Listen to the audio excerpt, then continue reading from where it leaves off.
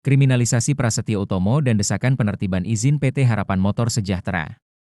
Kasus yang menimpa Prasetyo Utomo, mantan Direktur PT Harapan Motor Sejahtera, mencerminkan bagaimana instrumen hukum dapat disalahgunakan oleh pihak berkuasa di dalam korporasi.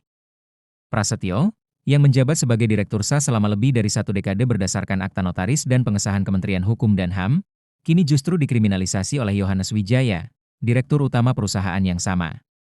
Prasetyo dikenal menjalankan perusahaan dengan itikat baik, menanggung beban operasional bahkan menyelamatkan keuangan perusahaan di masa sulit. Tuduhan yang diarahkan kepada Prasetyo terkesan dipaksakan, tidak memiliki dasar hukum yang kuat, dan seharusnya menjadi ranah sengketa internal perusahaan, bukan perkara pidana. Inilah bentuk nyata kriminalisasi terhadap pejabat korporasi, ketika hukum dijadikan alat untuk membungkam atau menyingkirkan pihak yang kritis.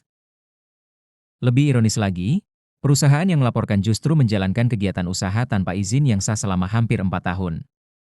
Berdasarkan data yang dikantongi Lembaga Bantuan Hukum Relawan Teman Ibu Kawan Anak, Artika, Nusantara, SIUP nomor 0163-1027-PK-4/2014 milik PT Harapan Motor Sejahtera tidak pernah diperpanjang sejak 2021.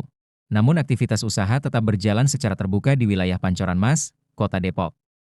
Kondisi ini menunjukkan lemahnya pengawasan pemerintah daerah terhadap aktivitas bisnis yang melanggar aturan perizinan. Padahal, kegiatan usaha tanpa izin bukan hanya pelanggaran administratif, tetapi juga ancaman bagi konsumen dan masyarakat sekitar.